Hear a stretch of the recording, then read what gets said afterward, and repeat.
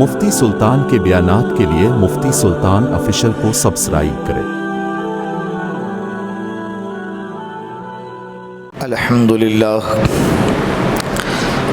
لله نحمده ونستعينه ونستغفره ونؤمن به ونتوكل عليه ونعوذ بالله من شرور أنفسنا ومن سيئات أعمالنا من يهده الله فلا مضل له ومن يضلله فلا هادي له ونشهد أن لا إله إلا الله وحده لا شريك له ونشهد أن سيدنا وسندنا وحبيبنا ومولانا محمدا عبده ورسوله أما بعد فقد قال الله تبارك وتعالى في القرآن المجيد والفرقان الحميد فأعوذ بالله من الشيطان الرجيم بسم الله الرحمن الرحيم إنا أعطيناك الكوثر فصل لربك وانحر إن شانيك هو الأبتر وجاء في الحديث وقال النبي صلى الله عليه وسلم ما عمل آدمي من عمل يوم النحر أحب إلى الله من إحراق الدم أو كما قال عليه الصلاة والسلام صدق الله المولانا العظيم وصدق رسوله النبي الكريم ونحن على ذلك من الشاهدين والشاكرين والحمد لله رب العالمين۔ درود پاک پڑھ لے ایک مرتبہ پیار محبت کے ساتھ۔ اللهم صل على محمد في أول كلامنا، اللهم صل على محمد في أوسط كلامنا، اللهم صل على محمد في آخر كلامنا۔ اللہ رب العزت کا بے انتہا احسان اور کرم ہے کہ اللہ رب العزت وقتاً فوقتاً گاہے بگاہے اپنی رحمتوں کا نزول اپنے بندوں پر کرتے رہتا ہے۔ رمضان المبارک کی گھڑیاں، رمضان المبارک کی راتیں، اس وقت کی ساعتیں جتنی فضیلت والی ہے، اس کے بعد پورے سال بھر کے اندر اگر کوئی دن، کوئی راتیں، کوئی ایام اگر فضیلت کا حامل ہیں تو عشرہ ذی الحجہ ہے۔ ذی الحجہ کا پہلا عشرہ ہے۔ کئی فضیلتیں ہیں عشرہ ذی الحجہ کی جو رمضان المبارک کے ساتھ مماثلت رکھتی ہیں۔ عشرہ ذی الحجہ سب سے بڑی فضیلت اس کی یہ ہے کہ اسی عشرے کے اندر اللہ رب العزت نے حج جیسی عظیم عبادت کو فرض قرار دیا ہے جو پورے سال بھر میں کسی دن ادا نہیں کی جا سکتی۔ جو عبادت پورے سال میں کسی دن اور کسی گھڑی میں ادا نہیں کی جا سکتی، وہ عبادت اللہ رب العزت نے ذی الحجہ کے اس عشرے کے اندر اللہ رب العزت نے بندوں پر فرض کی ہے۔ اور اسی طرح ایک اور فضیلت یہ ہے کہ عظیم جو یادگار ہیں، گزشتہ جمعہ کو میں نے آپ کے سامنے جس کا تذکرہ کیا ہے، قربانی، اتنی بڑی قربانی، اتنی بڑی عبادت اللہ رب العزت نے وہ بھی اسی مہینے کے اسی عشرے کے اندر امت پر فرض کی ہے۔ اللہ کے رسول صلی اللہ علیہ وسلم نے فرمایا کہ عشرہ ذی الحجہ کا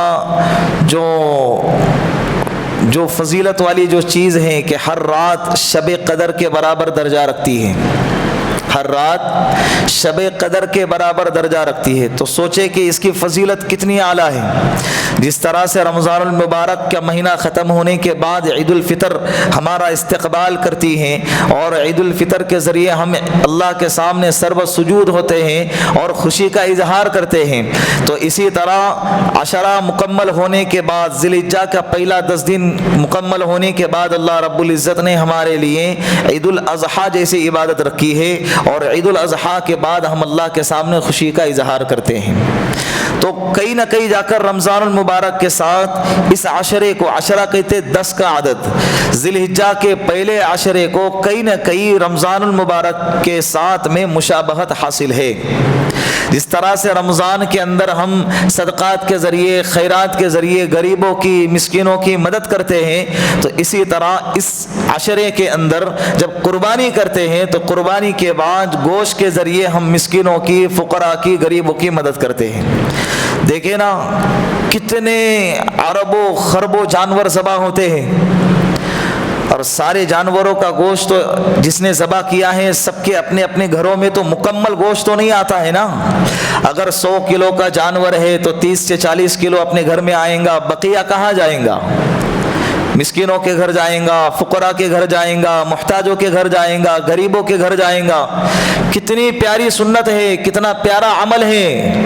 اور ایسے وقت کے اندر بھی اللہ رب العزت نے دیکھے سال بھر میں امت مسلمہ پر 2 تہوار رکھے ہوئے ہیں، اور دونوں تہواروں میں غریبوں کو مد نظر رکھا ہے، غریبوں کا خیال رکھا ہوا ہے، کبھی کسی کو تنہا نہیں چھوڑا ہے۔ تو ایسے وقت کے اندر بھی قربانی کے گوشت کے کتنے حصے کرنا ہے، اس کی فضیلت کیا ہے، وہ ساری چیزیں شریعت نے بتائی ہے۔ اللہ رب العزت کا احسان ہے کہ اللہ رب العزت نے اس سال بھی ہمیں قربانی کرنے کی مہلت، قربانی کرنے کا موقع دیا ہے۔ تو لہٰذا اللہ نے آپ کو اگر استطاعت دی ہے، اس سے پیچھے نہ ہٹے، دل کھول کر قربانی کرنے کی کوشش کرے۔ میں نے گزشتہ جمعہ کو یہ کہا تھا کہ اگر اللہ چاہتے کہ ہمیں اپنے نام پر قربان کرنے کا حکم دیتے تو ہم اس سے پیچھے نہیں ہٹ سکتے تھے، اس لیے کہ جان کس کی دی ہوئی امانت ہے؟ بولو، اللہ کی امانت ہے۔ اے اللہ، اگر یہ میری جان، اگر مجھ پر اگر 100 جانیں بھی میرے پاس ہوتی تو تیرے نام پہ قربان کر دیتا۔ تو جب جان قربان کرنا یہ حق بنتا تھا تو اس کے بدل میں اللہ رب العزت نے جانور کی قربانی مانگی ہے، تو یہ تو ہمارے لیے آسان عمل ہے، اس سے پیچھے ہٹنا نہیں چاہیے۔ تو جب یہ عمل بہت اعلیٰ، بہت عظیم، بہت بڑا عمل اگر ہے تو اس عمل کو نیت کی خرابی کی وجہ سے ضائع اور بیکار نہ کرے۔ اللہ رب العزت نے کہا لن ینال اللہ لحومها ولا دماؤها ولکن ینالہ التقوی منکم۔ اللہ رب العزت کی یہاں نہ تمہارے جانوروں کا خون پہنچتا ہے اور نہ اس کا گوشت پہنچتا ہے۔ گوشت تو تم ہی کھاتے ہیں، بھون بھان کے، تل تلا کے، اور پتہ نہیں اس کے کیا کیا ڈش بناتے ہیں۔ سارے 15 دن پہلے سے اس کے پلاننگ دماغ میں اور ذہنوں کے اندر، گھروں کے اندر اس کے چرچے ہوتے ہیں، کباب بنانا ہے، یا سیخ بنانا ہے، یہ تلا ہے، وہ بھننا ہے۔ یہ اللہ کا احسان ہے، اللہ نے نعمت دی ہے ہمیں، تو اللہ کہہ رہے ہیں کہ یہ سب کچھ تمہارے لیے، ران تمہارے لیے اور کلیجی تمہارے لیے، بھیجا تمہارے لیے، سب کچھ تمہارے لیے ہے۔ اگر میرے تک اگر کوئی چیز پہنچتی ہے تو کیا ہے؟ تقویٰ پہنچتا ہے، نیت پہنچتی ہے کہ کس نیت سے تم نے اللہ کے راستے میں قربانی کی ہے، نام و نمود کے لیے، بڑھوتری کے لیے، شان و شوکت کے لیے، دکھلاوے کے لیے۔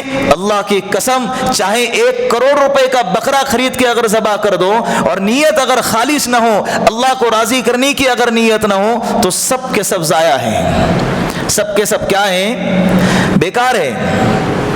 تو اتنی بڑی جب عبادت کر رہے ہیں تو اس کے اندر نیت کیا ہونی چاہیے؟ خالص ہونی چاہیے۔ چاہے کوئی بندہ اگر کم پیسے کا چھوٹا سا حصہ دے رہا ہے اور اس کی نیت یہ ہے کہ اے اللہ مجھ میں اتنی ہی استطاعت تھی، اس کے مطابق میں اتنا ہی کر سکتا تھا تو میں نے اتنا کر لیا تجھ کو راضی کرنے کے لیے۔ اور اگر ایک بندہ ہے جس نے بکرا لے کر آیا 80,000 کا، 1.5 لاکھ روپے کا، 2 لاکھ روپے کا بکرا لے کر آیا اور پورے گلی کے اندر گھما رہا ہے اور کالر ٹائٹ کر کے کہہ رہا ہے کہ دیکھا پورے منڈی میں، پورے بستی میں میرے جیسا بکرا کسی کے پاس نہیں ہے، اللہ کو یہ پسند نہیں ہے، اللہ کو یہ مقصود بھی نہیں ہے۔ تیرا بکرا تیرے پاس، تیرا صدقہ تیرے پاس۔ اللہ کے شان تو بہت اعلیٰ ہے، اللہ بڑے بے نیاز ہے۔ اللہ یہ نہیں دیکھتے کہ کتنا لایا ہے، اللہ یہ دیکھتے کیسے لایا ہے، کس نیت سے آیا ہے۔ تو اسی لیے جب اتنی بڑی قربانی، اتنی بڑی عبادت جب کر رہے ہیں تو اپنی نیت کو درست کرے۔ بکرا دبلا ہو، بکرا موٹا ہو، فربا ہو، شرائط میں بیٹھ گیا اور نیت اگر خالص ہے کافی ہے۔ ہاں اگر کوئی بندہ 1 لاکھ کا بکرا لاتا ہے اور اس کی نیت اگر خالص ہے تو نور علی نور ہو گیا۔ یہ نہیں کہہ سکتے کہ بھئی 1 لاکھ کا بکرا لایا دکھلانے کے لیے لایا ہے، اس کی نیت اللہ جانتا ہے، اس کا عمل اللہ کے حوالے۔ لیکن اگر کوئی اللہ کے نام پر خالصتاً اگر بڑے پیمانے پر اونچے انداز میں قیمتی جانور ذبح کرنا چاہتا ہے کہ اے اللہ حق تو یہ تھا کہ میں اپنی جانوں کو قربان کر دیتا، لیکن تو نے مجھے میری جان نہیں مانگی ہے بلکہ میری جان کے بدلے قربانی مانگی ہے، تو اے اللہ میں میری جتنی استطاعت ہے بہترین سے بہترین جانور تیرے نام پہ ذبح کروں گا۔ اگر کوئی بندہ یہ سوچ رکھ کے قربانی کرتا ہے، اللہ کی قسم یہ اللہ کی نظر میں پسندیدہ ہے، یہ محبوب بندہ ہے۔ تو قربانی کرنے میں نیت بہت ضروری ہے۔ ایک بات یاد رکھے، قربانی کے دنوں میں ایک اور چیز، قربانی کے دنوں میں قربانی ہی کرنا اگر کسی پر فرض اور واجب ہے تو قربانی ہی کرنا ضروری ہے۔ قربانی کے جگہ پہ صدقہ دے رہے، خیرات دے رہے، اس سے قربانی ادا نہیں ہوں گی۔ بعض لبرل قسم کے جو لوگ ہیں، مغربی تہذیب کے سوچ رکھنے والے جو لوگ ہیں، یہ مارکیٹ میں پروپیگنڈا اٹھا رہے ہیں کہ اتنے جانوروں کو ذبح کر رہے، تمہیں رحم نہیں آتا ہے، اور جتنا پیسہ اس میں خرچہ کر رہے ہیں اگر اتنا ہی پیسہ قربانی کے بجائے کسی غریب کو دے دے، کسی یتیم کو دے دے، کسی بیواؤں کو دے دے، کسی کے گھر کو جو ہے آباد کر دے، کتنا فائدہ ہوگا۔ یہ مغربی تہذیب کی سوچ ہے۔ اللہ کے رسول صلی اللہ علیہ وسلم نے فرمایا، امی عائشہ کی روایت ہے کہ ما عمل آدمی من عمل یوم النحر احب الی اللہ من احراق الدم۔ اللہ کے رسول صلی اللہ علیہ وسلم نے فرمایا کہ یوم النحر یعنی عید الاضحیٰ کے دن اللہ کے پاس قربانی کے علاوہ کوئی عمل اللہ کو اتنا پسند نہیں جتنا کہ قربانی اللہ کو پسند ہے۔ ایک قربانی کرنا ایک الگ عبادت ہے، صدقہ اور خیرات دینا ایک الگ عبادت ہے۔ تم دونوں کو ایک ساتھ مرچ مت کرو، ایک ساتھ ملانا نہیں ہے اسے۔ قربانی اگر فرض ہے تو کل کے کو ایک بندہ یہ کہے گا جتنا ٹائم تم نماز میں لگاتے ہو، جتنا ٹائم تم عبادت میں لگاتے ہو، اتنا ٹائم بزنس میں لگا دو اور اس سے جو انکم آئیں گی وہ صدقات اور خیرات کر دو، اکانومی بڑھیں گی، تمہارے مال بڑھیں گا، تجارت بڑھیں گی۔ تو کیا ہم اس سوچ کو ایکسپٹ کریں گے؟ اس سوچ پر عمل کریں گے؟ ایسے خیالات کو قبول کیا جائے گا؟ بالکل بھی نہیں کیا جائے گا۔ تو لہٰذا جو یہ کہتا ہے کہ قربانی کے بجائے صدقہ اور خیرات کرنا چاہیے، اس کے سوچ کو، اس کے خیالات کو ہم ٹھوکروں پر مار دیتے ہیں۔ ان ایام میں اللہ کے رسول نے فرمایا کہ قربانی کے دنوں میں قربانی کرنا ضروری ہے۔ قربانی کے بجائے صدقہ کرنے سے قربانی ادا بولو نہیں ہوں گی، قربانی کرنا پڑے گا جتنی استطاعت ہے۔ اور اسی لیے تو شریعت نے کہا کہ جب تم پر نہیں ہے قربانی واجب تو مت کرو۔ ہر ایک پر نہیں لاگو کیا ہے، جیسے عبادت ہے، نماز ہے، بالغ ہونے کے بعد ہر مرد عورت پر نماز کا پڑھنا یہ فرض ہے، چاہے مالدار ہو، چاہے غریب ہو، چاہے فقیر ہو، چاہے بادشاہ ہو، سب پر یہ عبادت فرض ہے۔ لیکن اللہ رب العزت نے قربانی ہے، حج ہے، زکوٰۃ ہے، ان عبادات کو استطاعت، صاحب استطاعت پر فرض کیا ہے۔ جس پر استطاعت نہیں ہے وہ اپنے آپ کو تکلیف میں نہ ڈالے، مطمئن رہے کہ اللہ رب العزت نے تم پر یہ فریضہ عائد کیا ہی نہیں ہے، مطمئن رہے، کوئی مسئلہ نہیں ہے۔ لیکن اگر کسی پر فرض ہے تو اس سے جان نہیں چھڑا سکتا ہے۔ اور کیسے جان چھڑا سکتا ہے کہ جس ابراہیم خلیل اللہ کو اللہ رب العزت نے اپنے بیٹے کی قربانی کرنے کا حکم دیا تھا، اللہ رب العزت نے ہمیں جانوروں کی قربانی کرنے کا حکم دیا۔ وہ ابراہیم خلیل اللہ 86 سال کی عمر کے بعد جسے بیٹا اللہ رب العزت نے عطا کیا ہو، اس بیٹے کو ذبح کرنے کے لیے نکلا ہو اور اللہ کی محبت میں شوق اور ذوق سے نکلا ہو، یہ نہیں کہ دل چراتے ہوئے، دل چھوٹا کرتے ہوئے نکلا ہوں، اللہ کی محبت میں نکل پڑے ہیں۔ جب وہ باپ اپنے بیٹے کو ذبح کرنے کے لیے نکل سکتا ہے تو کیا ہم اللہ کی محبت میں جانور ذبح کرنے نہیں نکل سکتے؟ جان چھڑاتے ہیں، کپڑے خراب ہو جائیں گے، کپڑوں پہ داغ لگیں گا، بدبو آئیں گی، اور یہ ہوگا اور وہ ہوگا۔ کچھ لوگ بڑے شوق سے کرتے ہیں، بعض لوگوں کو الحمدللہ بہت شوق ہوتا ہے، لیکن بعض لوگ اس سے جی چراتے ہیں، پیسہ دے کے اپنے آپ کو سائڈ میں کرنے کی کوشش کرتے ہیں۔ بھائی میرے 2 حصے لگا دیں، ہو گیا فرض ادا۔ فرض تو تم پہ سے ساقط ہو جائے گا، لیکن جو جذبہ ہے، جو ایمانی ولولہ ہے، جو محبت کا اظہار ہے، وہ کہاں سے لاؤں گے؟ اللہ کے سامنے بتاؤ تو کہ اللہ ہم بھی تیرے بندے ہیں, ہم بھی تجھ سے محبت کرتے ہیں. حضرت ابراہیم علیہ السلام اپنے بیٹے کو لے کر نکلے ذبح کرنے کے لیے, اور باقاعدہ وہ ساری جو ترتیب تھی, جو سلسلہ تھا, مکمل کیا. باقاعدہ لٹایا گیا, ہاتھ باندھا گیا, چھری کو تیز کیا گیا, اور پیشانی کے بال پکڑے گئے. پھر آسمان پہ اٹھا کے کہا, اے اللہ تو نے کیا سمجھا ہے کہ میرے دل میں تیری جگہ پہ اسماعیل کی محبت آئی ہے؟ نانا نانا, اے اللہ تو نے اگر ایک اسماعیل دیا ہے 100 اسماعیل بھی دیتا, تیرے نام پہ قربان کر دیتا. کرو تو صحیح, جائے اپنے آپ کو اس کے اندر مبتلا کرے, اللہ کو پیار آئے گا. جی چرانے کی کوشش نہ کرے, پیچھے ہٹنے کی کوشش نہ کرے. مال تو ہر ایک کے پاس ہوتا ہے, فقط مال دینے سے آپ کے سر پہ سے فریضہ ضرور ادا ہو جائے گا, لیکن جو اس کی فضیلت ہے, جو اس کا ثواب ہے, جو اس کا مزہ ہے, وہ کہاں سے لاؤں گے؟ کئی دن پہلے کئی علاقوں کے اندر کئی دن پہلے عید الاضحیٰ کے کئی دن پہلے سے جانور خرید کر لاتے ہیں, اپنے گھروں میں پالتے ہیں, پوستے ہیں, اس کا خیال کرتے ہیں, اس سے محبت کرتے ہیں, پیار کرتے ہیں. جب عید کا دن آتا ہے, ذبح کرنے کے لیے لے کر جاتے ہیں, تو بیوی ہے, بچے ہیں, گھر والے ہیں, سب کے آنکھوں سے آنسو بہہ پڑتے ہیں. یہ لگاؤ ہونا چاہیے جانوروں کے ساتھ. اس کے بعد جب ذبح کریں گے تو ہاتھ بھی کانپیں گے, آنکھ سے آنسو بھی بہیں گے, دل بھی دہلے گا. کون سا جانور ہے ہمیں پتہ ہی نہیں ہے. کبھی کسی کی جگہ پہ رہنے کا رکھنے کا انتظام نہیں ہوتا ہے. سوسائٹی میں رہتے ہیں, مکانات چھوٹے ہوتے ہیں, وہ بات الگ ہے. لیکن اگر اللہ رب العزت نے آپ کو انتظامات کے سارے اسباب مہیا فرمائے ہیں کہ تم لا سکتے ہیں, خیال کر سکتے ہیں, تو ایسے گھر والوں کو چاہیے کہ چند دن پہلے ہی جانور کو لائیں, صاف صفائی کا احتیاط کریں, اہتمام کریں, اس کے ساتھ پیار محبت کا معاملہ کریں. جب ذبح کرنے کے لیے لے کر جائیں تو محبت کے ساتھ اس کو ذبح کر دیں. بات سمجھ میں آ گئی آپ کے؟ تو قربانی کے دنوں میں قربانی ہی کرنا ضروری ہے. ایک اور بات, عشرے ذی الحجہ کے پہلے عشرے میں جو عبادت شروع ہوتی ہے اس کا نام ہے تکبیر تشریق. ان عبادتوں میں ایک عبادت کیا ہے؟ بولے, تکبیر تشریق. اللہ اکبر اللہ اکبر, لا الہ الا اللہ, اللہ اکبر, اللہ اکبر وللہ الحمد. یہ تکبیر تشریق ہر مرد پر, ہر عورت پر جو بالغ ہے واجب ہے. 9ویں ذی الحجہ کی فجر سے لے کر 13ویں ذی الحجہ کی عصر تک کل 23 نمازیں ہونی چاہیے. کتنی نمازیں؟ عید الاضحیٰ کی نماز چھوڑ کے 23 نمازیں. اگر وہ نماز کو پکڑتے ہیں تو 24 نمازیں ہونی چاہیے.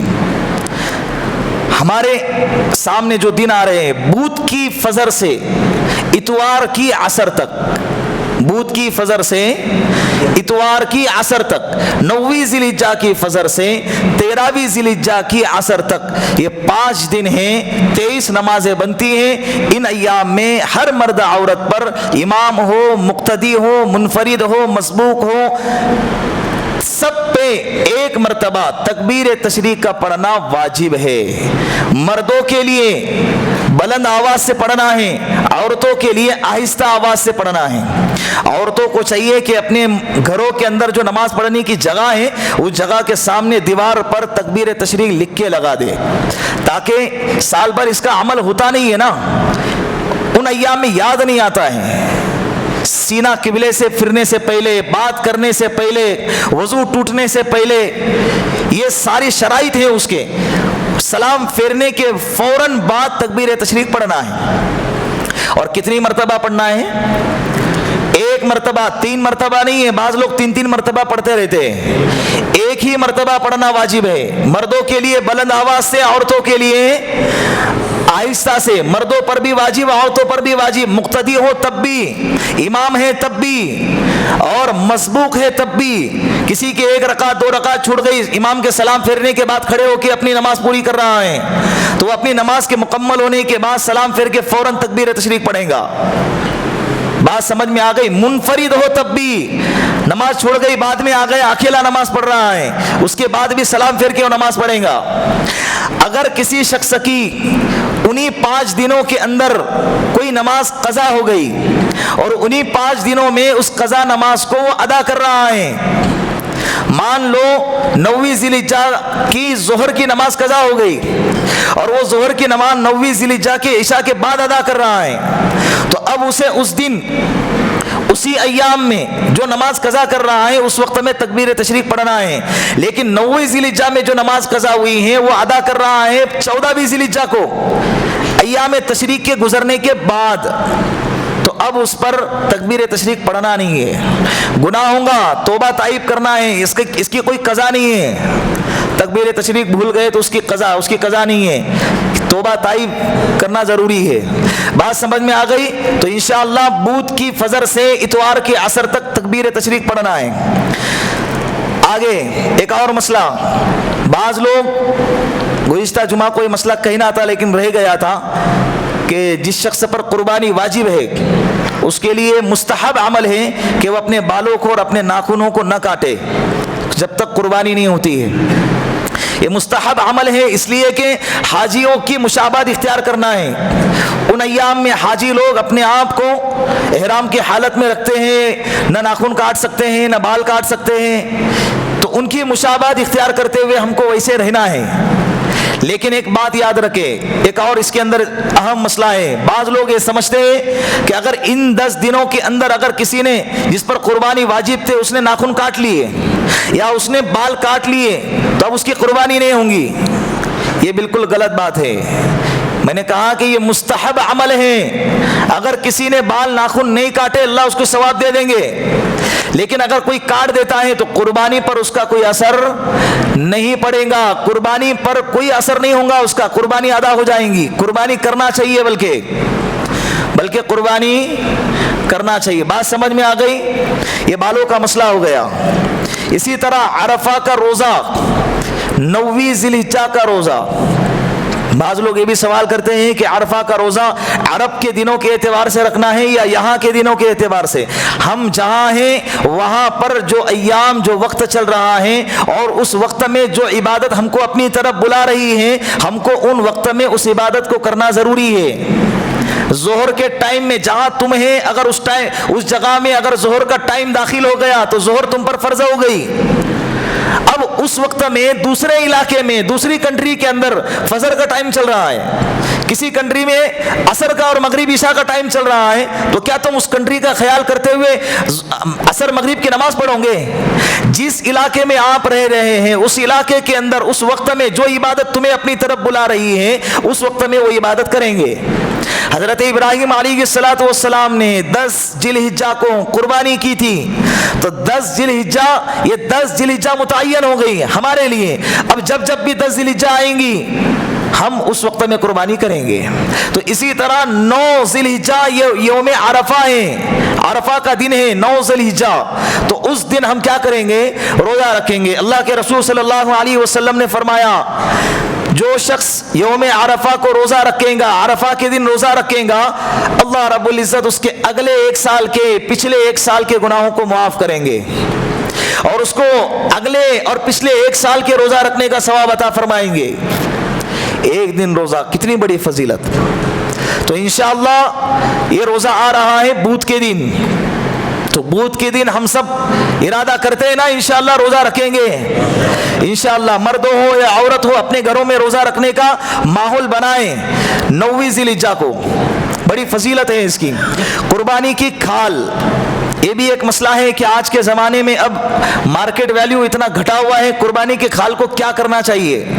یہ خامخواہ سازشوں کے تحت مسلمانوں کے ریڑھ کے ہڈی مدارس ہوتے ہیں اس کو کمزور کرنے کے لیے یہ پلاننگ بنایا گیا ہے، چمڑوں کے ریٹ کو گرایا گیا، حالانکہ چمڑوں سے بننے والے جو اشیاء ہیں جو چیزیں ہیں اس کی قیمت دن بدن آسمان چھوئے جا رہی ہیں۔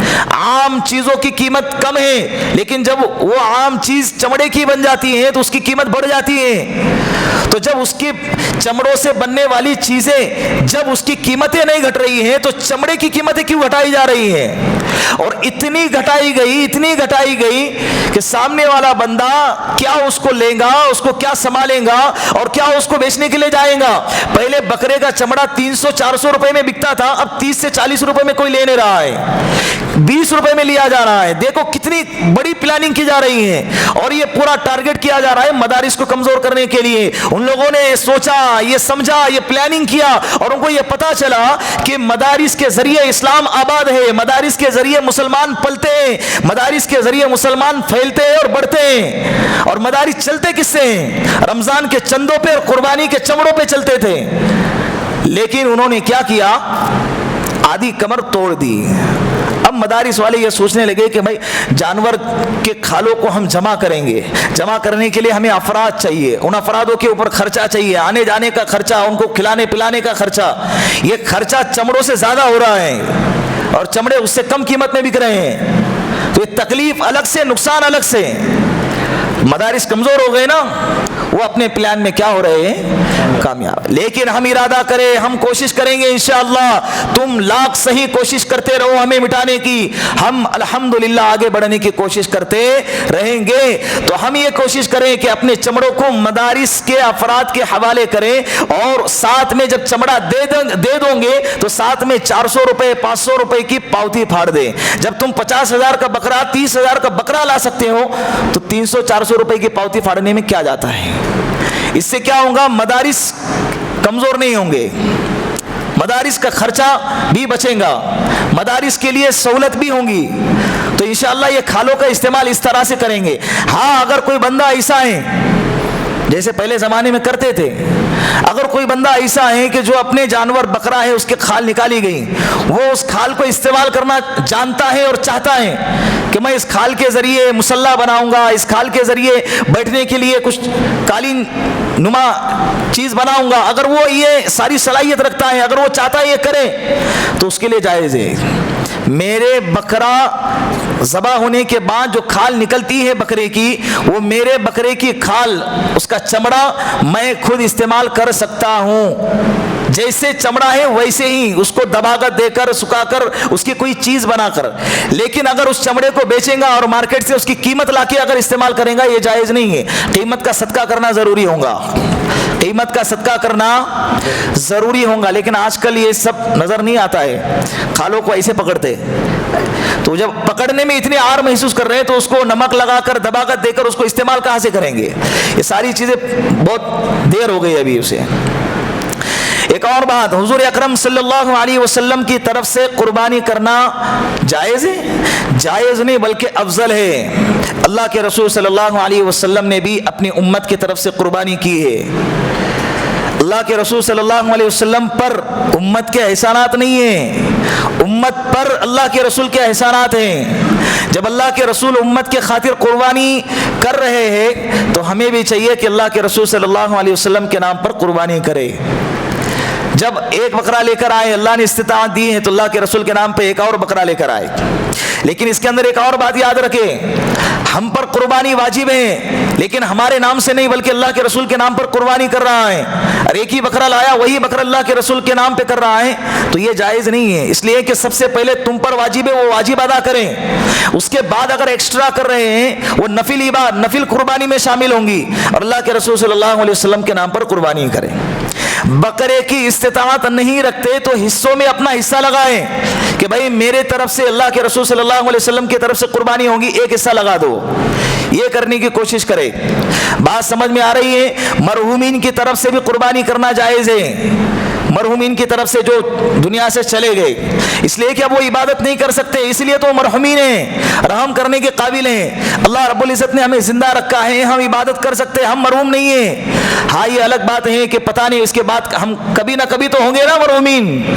ہر کوئی کسی نہ کسی کو بھائی دنیا سے چلے جانا ہے. اللہ نے آج آنکھیں کھلی رکھی ہے, سمجھداری دی ہے اور عبادت کا موقع دیا ہے, تو ان لمحات کا فائدہ اٹھانا چاہیے.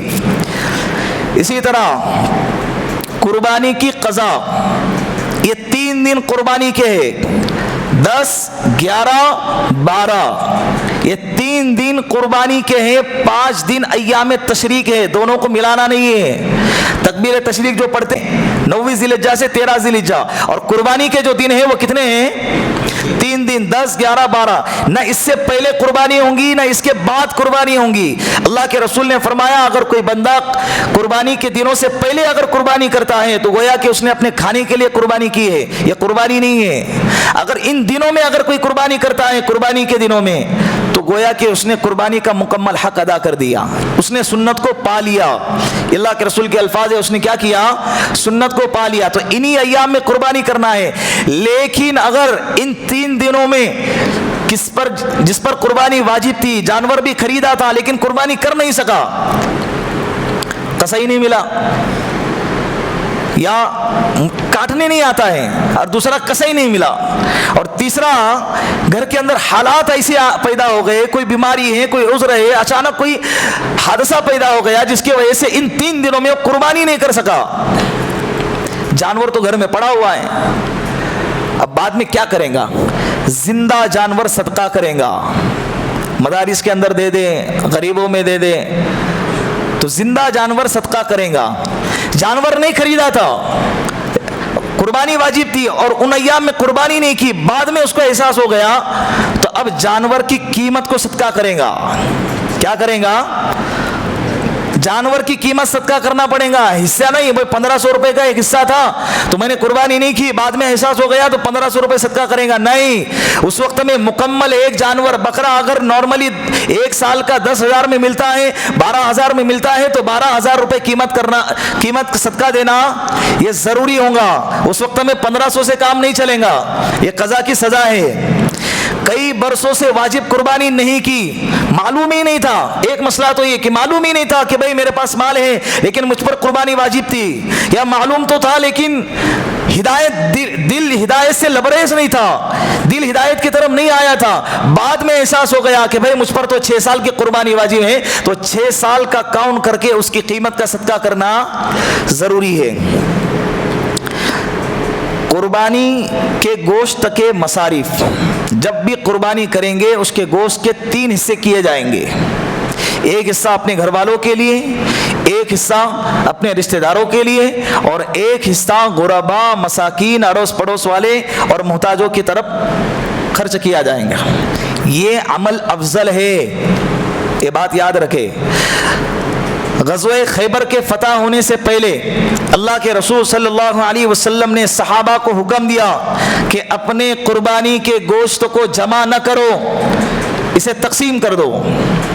इसलिए कि उस वक्त में हालत, जो गुर्बत की हालत थी, आम थी। 90% सहाबा इकराम गुर्बत में मुब्तला थे। अगर सब अपनी कुर्बानी करके अपने पास स्टॉक करके रखेंगे तो गरीबों तक इसका हक नहीं पहुंचेगा। अल्लाह के रसूल ने हुक्म दिया कि कुर्बानी के गोश्त को अपने पास जमा करके नहीं रख सकते, इसे तकसीम करना है। लेकिन जब ग़ज़वे खैबर जब फतह हुआ, खैबर के फतह होने के बाद सहाबा इकराम के पास ज़मीनें आ गई, जायदादें आ गई, मालो मता आ गया। अल्हम्दुलिल्लाह अक्सर और बेशतर सहाबा साहिब इस्तिताअत हो गए। अब उसमें 70 से 80% पर कुर्बानी वाजिब हो गई। अल्लाह के रसूल ने फरमाया कि अपने कुर्बानी के जानवर के गोश्त को अपने पास जमा करके रख सकते हो। तो ये अफजल अमल है, इसके 3 हिस्से करना है। एक अपने घर में, एक रिश्तेदारों को, और एक गुरबा मसाकिन मोहताजों पे खर्च करना है। लेकिन अगर कोई बंदा पूरा के पूरा उठा के दे देना चाहता है, ये भी कर सकता है। लेकिन अगर कोई बंदा पूरा के पूरा अपने घर में रखना चाहता है कि भाई 6 महीने तक स्टॉक करके इसको खाऊंगा, जैसे कुछ लोग करते हैं, 1-1 किलो के पाकेटे बनाते हैं, खीमे के अलग से और बोटियों के अलग से बनाते हैं और उसको 6 महीने तक स्टोर करके, जायज़ है, कोई मसला नहीं है, जायज़ अमल है। लेकिन एक बात याद रखे, अगर रख सकते हैं तो रखें, वरना ये नहीं कि 6 महीने तक खाने के इंतजार में और खाने की तमन्ना लिए बैठा था और 15 दिन में गोश्त खराब हो गया। कभी कभी होता है ना, लाइट चली गई, बदबू मारने लग गई, अब इस वक्त में देने की कोशिश करता है, कोई लेता नहीं है, बिलाखिर उस गोश्त को क्या करना पड़ता है, बोलो, फेंक देना पड़ता है। उससे बेहतर था कि कोई और खा लेता। गैर मुस्लिम को कुर्बानी का गोश्त देना जायज़ है। कभी किसी का होता है पड़ोस में, खाने वाले भी होते हैं, बल्कि अक्सर खाने वाले जो होते हैं, दिखाना अलग चीज़ होता है और हकीकत कुछ और होता है। हमसे ज़्यादा तो खाने वाले वो होते हैं, तो उनको देना क्या है, بالکل جائز ہے، بشرط یہ کہ ہم کو یہ اندازہ لگے کہ بھائی یہ قربانی کے گوشت کی بے احترامی نہیں کرے گا۔ یہ اندازہ کیسے لگے گا؟ اس کے شوق کو دیکھ کے 8 دن پہلے سے، اگر جیسے رمضان میں ہوتا ہے نا، بھائی تمہاری شرکرمی کی عید کب آ رہی ہے، ان کے لوگوں کو شرکرما بڑا پسند ہوتا ہے تو اس کا انتظار کرتے، تو ایسے ہی بھائی تمہاری قربانی کے گوشت کی عید کب آ رہی ہے، وہ عید کب آنے والی ہے، اور پتہ لگ جاتا ہے کہ بھائی فلاں بندے کو فلاں ہوٹل میں کھاتے ہوئے دیکھا، میرے ساتھ میں بیٹھا تھا، یا کچھ نہ کچھ تبھی اس کے بارے میں اندازہ لگ جاتا ہے۔ اگر ایسا ہے تو اس کو دے دینا جائز ہے، ورنہ اگر بے احترامی کا تھوڑا سا بھی شائبہ پیدا ہو گیا تو ایسے شخص کو قربانی کا گوشت دینا جائز نہیں ہے۔ اسی طرح ایک اور مسئلہ، آخری مسئلہ سمجھ لے کہ قربانی کے دنوں میں اللہ رب العزت نے ہم پر جو قربانی واجب کی ہے نا، یہ اللہ کو دکھانے کے لیے واجب کی ہے۔ کس کو دکھانے کے لیے؟ صرف اللہ کو دکھانے کے لیے۔ اگر تم اللہ کے علاوہ کسی اور کو نہ دکھائے، بند کمرے کے اندر اگر قربانی کرتے ہیں اکیلے، کوئی دیکھ نہیں رہا ہے، اللہ کی قسم اللہ رب العزت عرش پر بیٹھے بیٹھے اس کے عمل کو دیکھ رہے ہیں اور اللہ قبول بھی کر رہے ہیں، اللہ پسند بھی کر رہے ہیں۔ لیکن اگر کوئی بندہ قربانی کے ویڈیوز بناتا ہے، قربانی کے فوٹو نکالتا ہے، قربانی کے گوشت کے فوٹو نکالتا ہے اور اس کے ذبح کرنے کے ویڈیو نکالتا ہے اور اس کو اپنے اسٹیٹس پہ لگاتا ہے، گروپ میں شیئر کرتا ہے، تو یہ بالکل ناپسندیدہ عمل ہے۔ یہ کیا بتانا چاہتے ہیں قوم کو کہ میں نے قربانی کی؟ بھائی جس کو بتانا تھا اس نے دیکھ لیا، جس کو بتانا تھا بولو اس نے دیکھ لیا نا، اب یہ اسٹیٹس پہ لگا کے کس کو بتا رہا ہے؟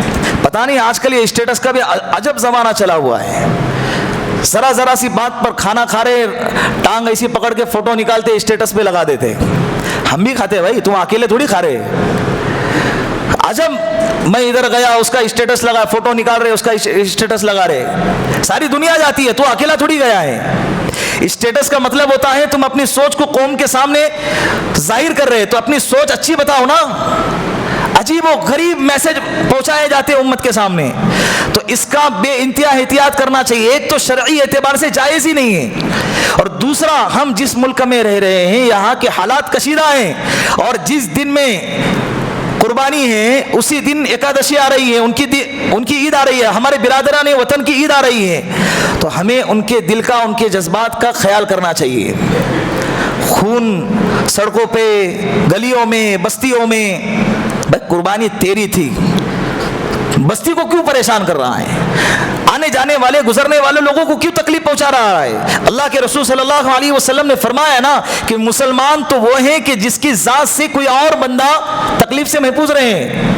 اللہ کے رسول صلی اللہ علیہ وسلم نے فرمایا اماطۃ الاذی عن الطریق، راستے سے گری ہوئی چیز، تکلیف دینے والی چیز کو اٹھا دینا، یہ کیا ہے؟ صدقۃ، صدقہ ہیں، یہ ایمان والے ہونے کی علامت ہے۔ تکلیف دینے والی چیز راستے سے ہٹانا یہ ایمان والا ہونے کی علامت ہے، اور تکلیف دینے والی چیز کو راستے پہ ڈال دینا یہ منافقت اور کفر کی علامت ہے۔ ایک بات یاد رکھنا، یہ ہماری علامت نہیں ہے، یہ ہمارے اوصاف بھی نہیں ہے، ہماری صفت بھی نہیں ہے، تو اسی لیے بے انتہا اس کا خیال رکھنا چاہیے۔ صفائی کا، ستھرائی کا، خون ہو، چمڑا ہو، گوشت ہو، چھتڑے ہو، چربیاں ہو، ادھر ادھر گرنا نہیں چاہیے۔ اس کے صاف صفائی کا خیال رکھے، اس کے بدبو کا خیال رکھے، اور اسی طرح فوٹو وغیرہ نکال کے اس کو اسٹیٹس پر اور گروپ پر وائرل نہ کرے۔ کریں گے نا انشاءاللہ؟ اللہ رب العزت ان باتوں پر ہم سب کو عمل کرنے کی توفیق عطا فرمائے۔ وآخر الدعوانا ان الحمد للہ رب العالمین۔